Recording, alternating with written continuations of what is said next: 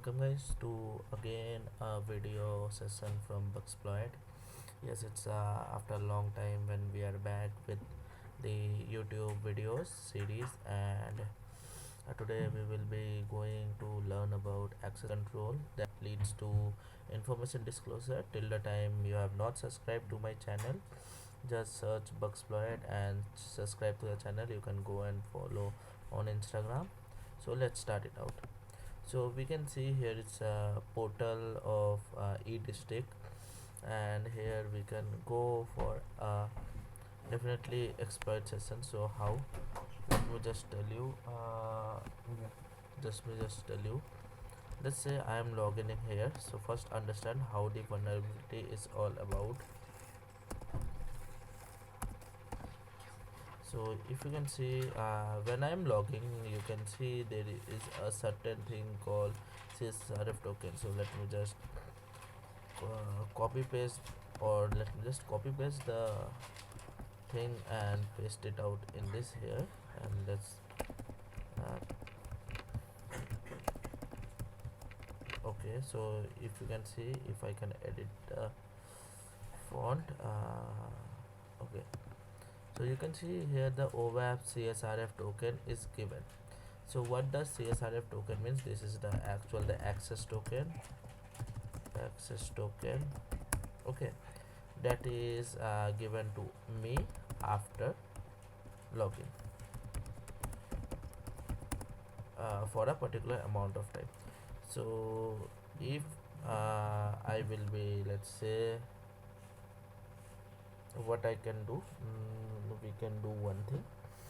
Here there are many applications. So we know that we have one applications there. So I will be go for e-district, and just copy this link. So if I paste the link, you can say the CSRF token here is this, but for the particular session my CSRF token is this.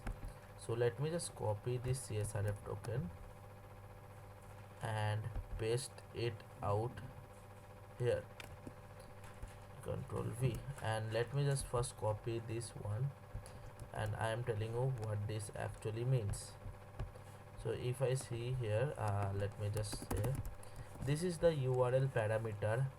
Let's divide it into two parts. The first parameter is this one, OWASP CSRF token, and then after M, and then this doc ID again, and so we can see there are three parameters in a URL, which is OWASP CSRF token, which is for the authenticity or authorization,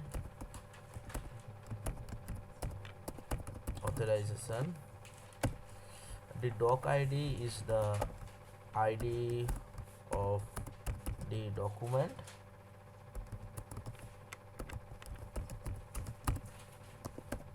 and the file name, it can be type of file name, type is undefined, so it can be .png comma .pdf comma .jpg etc dot. So this is the total three ways or three parameters which we are getting in the URL. So let make, like, I think I change the yes token, and let's hit enter. So you can see it out that we got a document of a person. So let me just, in this parameter, if you see, the document ID is 346301.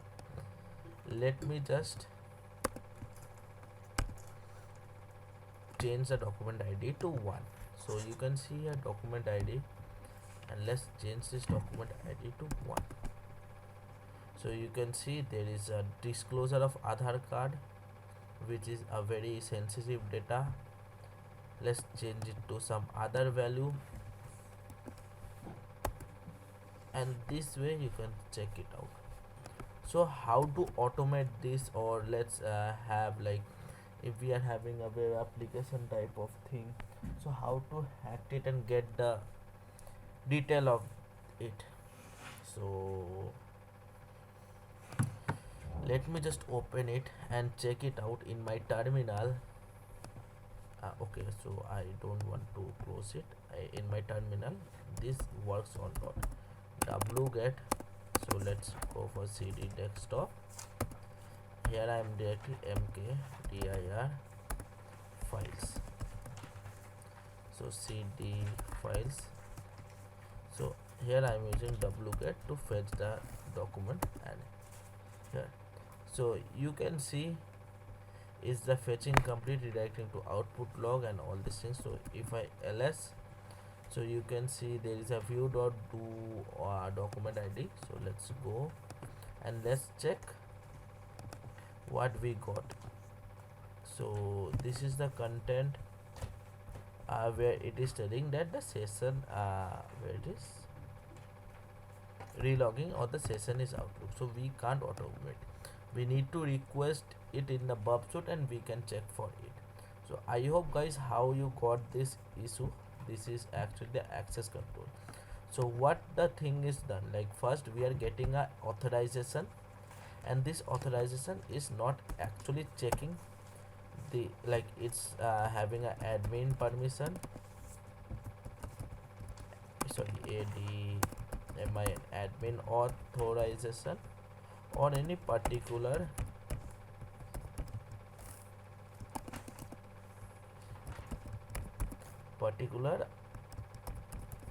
authorizations, like some data that can be used out. Okay, so you can definitely check it out. This is the OWASP, all these things, and this way if you see there are like they're using this in the open get request, but there can be some post request also. You can use the post request and do it out.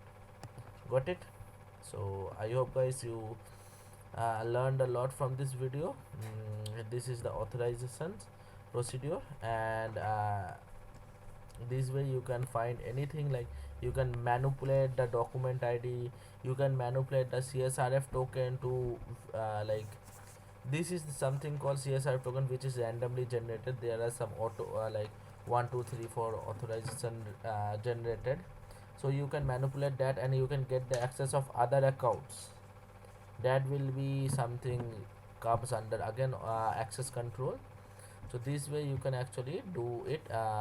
Okay, so guys, till the time will next video will be uploaded.